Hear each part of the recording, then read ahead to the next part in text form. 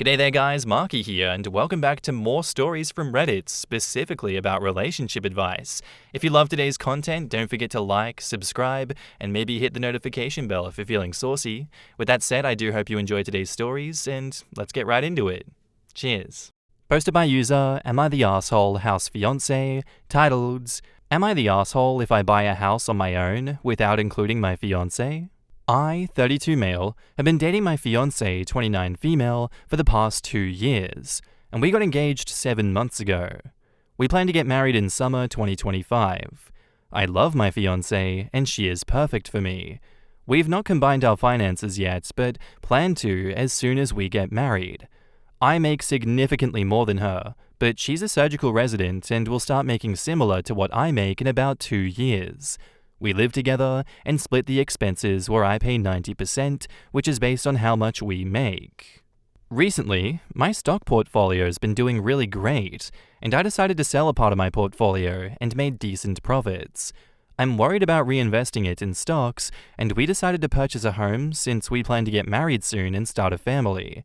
My fiancé was also very excited, as we would need a nicer house than our current apartment that we rent. We talked about it, and I offered to purchase the house with the cash that I have sitting on the sidelines and not take a mortgage. I feel that it would be a good financial decision as the current rates are too high, and we could always get a home equity loan in the future. It was all good until I told my fiancé that I would purchase the house and she does not need to contribute anything to it as she's still paying off her student loans. Of course, I would be on the title and would have the sole ownership. My fiancé is not okay with this. She says that we will be married and our marital home should have both of us on the title. Her friend told her that I might be protecting my assets by purchasing the home before marriage, thus making it a pre-marital asset. This has bothered her, and she has mentioned that to me. This was not my intention, and I do want our marriage to be successful. I've told her that I do not need to protect anything since we both would be surgeons, and both will make about the same in the few years. However, I feel it's unfair to put her name on the title as I would be paying for the house, and it's risky to put her name even before we get married. I told her that we can revisit the topic after we get married. As we've started looking for houses, we need to make the decision quickly. I understand her point that she wants to be included in ownership of the house where she would live, and we will grow as family. However, we're looking to spend more than $1 million, and it feels wrong to give her half of my earnings a year before we get married. I need advice on what others have done and how I can handle this sensitive situation without hurting my fiancé's feelings. In the comments, New to FL2 says, Not the asshole. But if I were her, I would demand a prenup to keep my future earnings as a surgeon away from you in the event of divorce. I would not be willing to split mortgage payments 50-50 if you get all the appreciation. Are you willing to discuss prenup? Or is it, I get the house and a share of surgeon's earnings? OP says, So to clarify, we're not going to get a mortgage on the house. I would be paying all cash for it because I sold a chunk of my stock portfolio. Secondly, we both will have similar earnings after she starts practicing. We will have very stable finances, and I never thought that money is going to be a problem in our relationship. I just wanted opinions from people who were in similar situations and how they tackled it. OP on the housing market in his area? Because the housing market in our area is very competitive, if we see a house that we like, we will have to put an offer in immediately. Also, if the interest rate comes down, the housing prices may go up, and I feel we have an advantage right now because we will be making an all-cash offer. Used Book says, If she's in residency, doesn't it make sense to wait until she's employed to buy a house in terms of commute? I would advise you not to give in to FOMO and rush into a decision. A home is the biggest purchase that you will ever make and the most personal.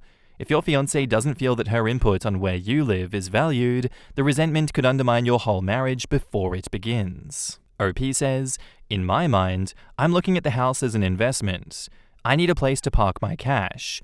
Our rents are really high right now, so we save on that. Plus, once she finishes residency, we could buy a bigger house that fits both our commutes and then rent this place out. That is how I'm looking at the house. I want to buy something for the next few years where I could park my cash instead of high-yield accounts and save on rent. Once she starts practicing, we could buy a better house at a location that works for the both of us while renting out this property. You're the asshole. You're lying to your fiancé. You say it's not your intention to purchase the home and have it solely in your name to protect it as your asset, yet you admit here that you don't want to put her name on the deed because it's risky. So which one is it? Are you trying to protect yourself or not? Be honest with yourself and your fiancé. When it comes to financial decisions, I feel like there are valid points from each side. She doesn't want to be living in a house that she has zero ownership of, since you could just randomly decide to kick her out at any moment, and you don't want to put her name on the house because she could randomly decide to dump you tomorrow. Valid concerns, but yeah, you're both trying to cover your asses no matter what you say your intentions were. But have you considered just waiting? You say you told her you could revisit the topic once you're married, but in the next sentence, you say that you're looking for houses already. Why? You could simply hold off for a year, get married, and then buy a house together that she can hopefully also contribute to in some way. Alternatively, it could be an idea that you buy a house now and agree to add her name to it once you're married. But honestly, if neither of you trusts the other enough to do that, why are you even getting married in the first place? I agree with that one. I feel like you guys need to communicate more, because obviously you can't see it from her perspective here, and I think you do see it from her perspective, but you want to make your decision now, and that is at ends with the concept of marriage with this person. This is a 2 yes, 1 no kind of agreement. I don't know how you think this is going to work, because you've already detailed the best way to approach this, and it's an obvious no. So at this point, unless you want to tank your marriage, or she's willing to work on something else with you, just be patient and park that money in a high-interest savings account. 1 year is not going to make a gigantic difference in your savings. But one quick decision by you now could tank your marriage, and which one is more important to you?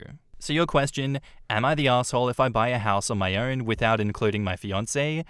Yes, and she's told you as much. So don't do that. And now, onto the update. Thanks for everyone who helped me understand why she would feel more secure if her name would be on the title of her marital house, and what issues may occur in the future. I realized that I was not able to think about the situation from her perspective, and I wish I would be more empathetic of her position.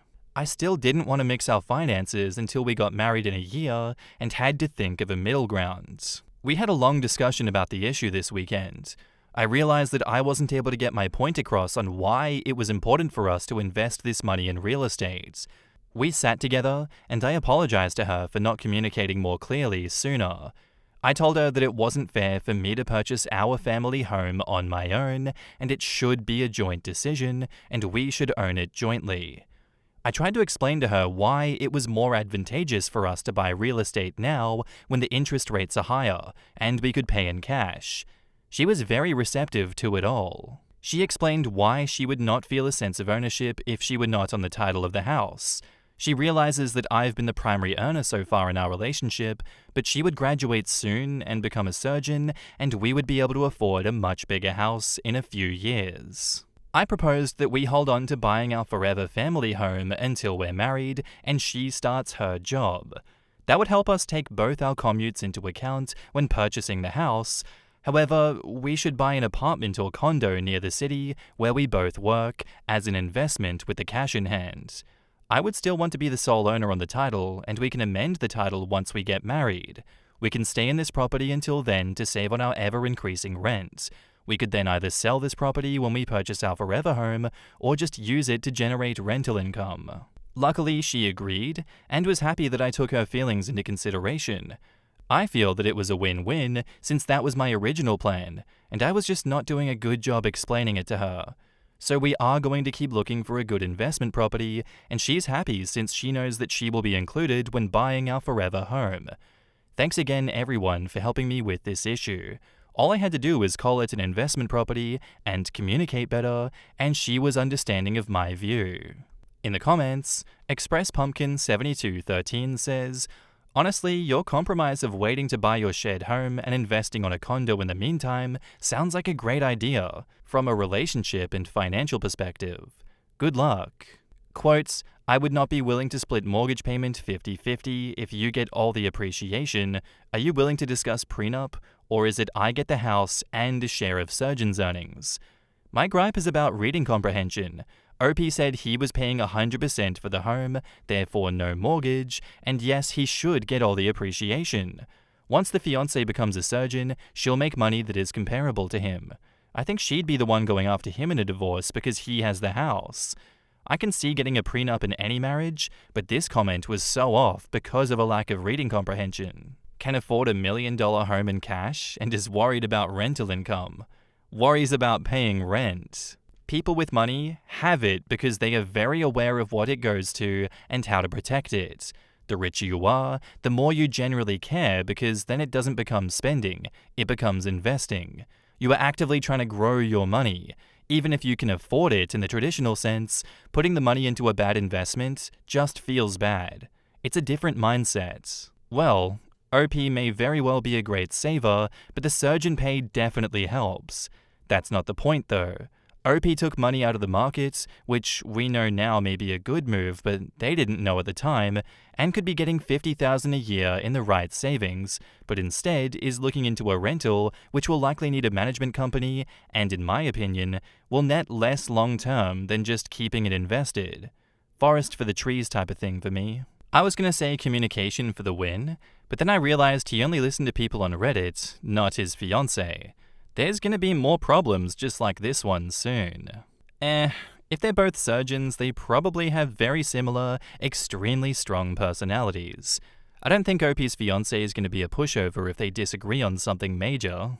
Yeah, it is a bad look that he only really listens to people of Reddit, but I get that he came there for advice and he got advice, and he was able to frame his communication in a different way that worked to get his message through to the fiancée.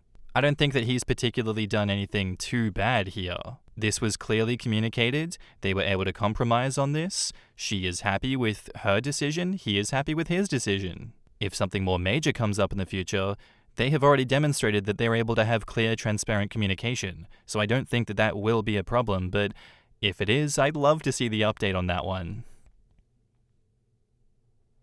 Our next post is by user SeveralFix4006, titled, I've been spending time with a good friend more recently, but I think he's only doing it so he can look at my daughter. The last few months I've been chatting to a friend more regularly than previous. We've been friends for over a decade and we used to be really close, but we slowly drifted apart. I should probably mention that we are both men in our 40s. It's been great catching up with him and honestly, I really needed a friend, so it's just been great. He's got a long-term girlfriend and 2 young children. A couple of months ago, we visited his house for the first time. He recently moved and we weren't speaking much before that, just an occasional comment on Facebook. And me and my 14-year-old son and 20-year-old daughter spent a few hours honestly just chatting about nothing, but in a good way, While we were there, I noticed that he kept looking at my daughter out of the corner of his eye.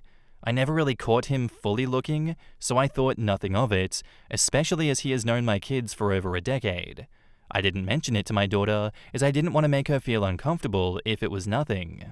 A couple of months went past and we visited them again.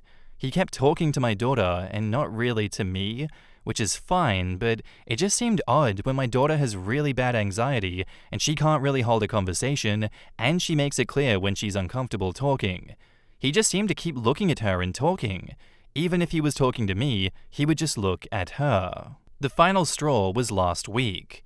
We visited them and we've been having a heat wave, so we were all dressed in as minimal as possible. My daughter in a thin pair of skirts and a t-shirt, my son in a pair of athletic shorts and a gym top, and me in a polo shirt and white chino shorts. Nothing unusual, just basic summer wear. When we were in conversation, he would look at my daughter. When anyone told a joke, he would smirk a little or give a small laugh, depending, but if my daughter told something mildly funny, he would really laugh to the point that even she would look awkward. He kept dropping out of conversation and just staring at her. I think she noticed it as well because she started to lean back in her chair to try to cover herself, even though she was fine. She looked uncomfortable. Then when the sun set, she put on a thick jacket and zipped it up. I don't know if he's just trying to be friendly and he doesn't know how to act, or if he's only inviting us around to stare at her, and if so, then I don't know what to do. Yes, she's 20, but she's still my little girl, and this man watched her grow up. It just seems strange. I don't know if I should say something or just don't go around there again, but either way, I think it's the end of the friendship, which is a shame, but oh well.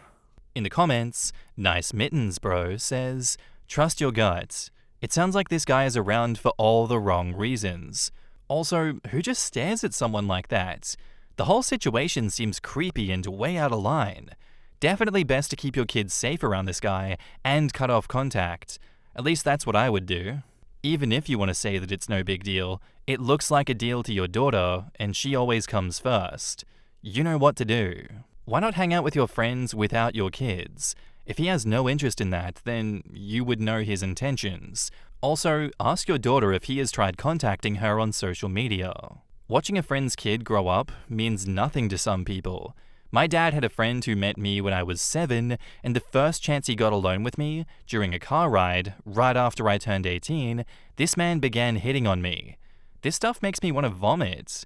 Good thing you're looking out for her. You seem like a good dad." Yeah, very much creepy, and I'm with the other commenters, you know. I think you should slowly phase this guy out of your life, if not entirely from the get-go, and I feel like you have very good reasons for doing so. A good way to approach this would be to just try and hang out with him without her and see how he reacts and see if he's still wanting to hang out with you or not.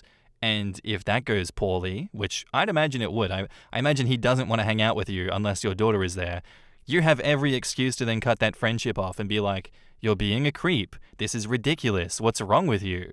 But at the same time, you also have so much evidence before this to call him out for being a weird creep. It's up to you whether you address this directly or not, but you're absolutely not in the wrong for just completely cutting him out of your life. And now, on to the update. She told me that after the first time we saw him again, a few months ago, he had appeared outside of her work after she finished her shift and asked if she wanted to lift home instead of getting the bus. She said that since he was a good friend of mine, she trusted him and got in his car. On the ride home, he repeatedly touched her leg and started talking about how much she's changed since he saw her last. Ew, brother, ew. That was before we all met up. And how much of an adult she looks like now. He told her that she's growing into her body like a good girl. I'm pulling a gun out. I'm putting a gun to this man's head for saying that. My daughter then said that she'd walk the rest of the way home because she didn't want to put him out too much, but he insisted on driving her all the way. She said that she kept moving away from him, but he was leaning to touch her knees. She said that at a red light not long before the house, he gave her his mobile phone number and texted himself from her phone and told her to call him if she wanted a lift or anything else. Then when she got home, she went to leave the car, but he grabbed her arm and asked where his hug and kiss goodbye was. Where my hug at? I want to die. I want to die listening to this. This is making me cringe out of my skin. I want this guy to die. Please, stop. This is not a new thing. He gives us all a hug every time, and when she leaned in, he held her tight and whispered that she should call him. In the last few months since then, he's repeatedly been sending her explicit texts and images and waiting outside her work asking if she would like a lift home, even though every time she has said no. She said she didn't want to say anything because she didn't want to upset me as he was the only friend that I had. I feel sick thinking about this. This is my daughter. She's 20, but she is still my little girl, and I feel like I've put her in danger. I've messaged him asking to stop contacting my family, and I've sent him the screenshots from her phone as reasons why. But he's messaging me asking me why when she's an adult, and the only sleazy thing that he's done is cheat on his girlfriend. As my daughter never physically said the word stop, she just ignored him. I'm so angry at him and myself. Oh my god. I feel like if I was you, I wouldn't be able to control myself. I'd be at his house. I'd be at his house after he said that. I'd be doing unspeakable things. Edits. I'd like to say thanks to everyone for the advice. Also, I've been getting a lot of mum comments, and although I appreciate the sentiment very much, I am her dad. Unfortunately, her mum passed away quite a few years ago, but I really appreciate that everyone thought that I was her mum. It really is the biggest compliment to me. I must be doing something right. We went and spoke to our local police, and they couldn't really help us, as she had willingly gotten into his car. They did say that as we've spoken to him already, they could keep a file open, and if it continues, then they would be able to take action. Honestly, it seems that they don't really care about it at all, which is alarming and upsetting. POV, you have interacted with the police for the first time in your life? No, what? The police don't care about something that they should honestly be caring about? I'm shocked and surprised. We sent the screenshots and an explanation to his girlfriend, and we've had some missed calls from him, but that's not our problem. We've blocked him on everything and have completely removed him from every social media. My daughter has spoken to her work, and they've said that until she's able to find another job, they'll ensure that at least one other member of staff will wait with her for the bus, and I will be meeting with her at the first stop in our town to take her directly home on days that I'm not working, and on days I am, then her grandparents will be picking her up. She is safe. I also had a lot of comments suggesting that I get violent with this man. Although I do appreciate that, a lot of people will be choosing the other route of resolving the problem face to face. I'm not like that. I'd like to be. I'd like to say that there is no problem I couldn't solve that way, but that's simply not me. It doesn't make me a bad dad either. I found another way to solve the problem and make sure that my daughter is safe and comfortable. Thank you for all of your help and advice. It's nice to find some support through the internet sometimes. In the comments, it's not your fault, but you need to have a sit down and talk through the socialization for women to be nice and how to get past that mental block. This is something that a lot of us go through, and it puts us in really awful situations. Help her understand that her safety is the most important thing. She doesn't have to be nice or put up with things like this. There's probably some very eloquent people who can speak to this topic on YouTube. It's not me. But I want to make sure that she knows that she doesn't have to take this shit for the rest of her life, even with the anxiety and the desire to not rock any boats. OP replies, I've told her many times growing up that if she doesn't feel comfortable doing something, no matter what it is, then she needs to say that. It doesn't matter if it upsets someone or offends someone, all that matters is that she is safe and comfortable. I'm hoping that she will be like this from now on, and I just hope that she knows that I'm here for her no matter what. Also, there's an update to the post. Thank you for your comment. Someone says, get her a weapon, and OP says, we're in the UK, so she's legally not allowed any weapons, including pepper spray. The only thing she's allowed is an alarm, which she already had anyway. We're looking into some objects which can be carried around legally or discreetly. Currently, we're looking into a keyring, which is like a long, sharpened stick, though there's not many places willing to ship them to us. I'm so very sorry to hear what you've been through, though, and I wish you well throughout your life. Further in the comments, Bring Back Dave Babbage says, the part where she didn't want to upset her dad because this guy was his only friend was devastating and heartbreaking. Wow. Grumpy McGrumpyPants replies, I can only imagine how horrified Dad was that she was putting herself in danger for his sake. That was unfortunately my situation with a friend of my dad's in our old church, except I was only 15. That man had known me since I was only a baby bump, and I loved him like a grandfather, and so when he began touching me inappropriately, it broke my heart. I had the courage to tell my parents, and they confronted him, and he never tried anything with me again. But I just wish I could understand why he did this. I still don't understand. Some guys are just creeps and nothing else. It wasn't your fault. 100%, there was no way to know. Sometimes people will give you a bad feeling or leer at you. Unfortunately, they don't wear signs so that we can avoid them. It is still never your fault. You could be wearing a sleeping bag and they'll still think that it's an invitation. It is their problem. As a dad, the instinct for violence is definitely there. Blocking and cutting this person out of your life is definitely the better route though. Hopefully they don't escalate elsewhere. True. Better for the parent not to get arrested for assaulting the predator, no matter how satisfying it might feel in the moment. Their child would feel responsible for that, and it would leave them more isolated and vulnerable than they were before. I agree, it's better to not get arrested for assaulting a predator, even though I would really want to, and I really feel like that's the right thing to do, it's better to not go to jail. It is also better to not leave them isolated and vulnerable and blaming themselves for you doing that and then abandoning them by proxy. There are better ways to handle situations like this, even though it doesn't feel as good. I'm glad that you handled the situation as best as you could here, OP. I hope that he stays gone, and I hope that we don't need any more updates to this situation, besides him getting sent to prison. That'd be pretty cool. As always, thank you for sharing your story. I really appreciate that. Anyway, guys, that's all I have for you today. I do hope you enjoyed the episode. If you did, let me know what you thought of it in the comments down below, and I'll see you in the next one. Bye.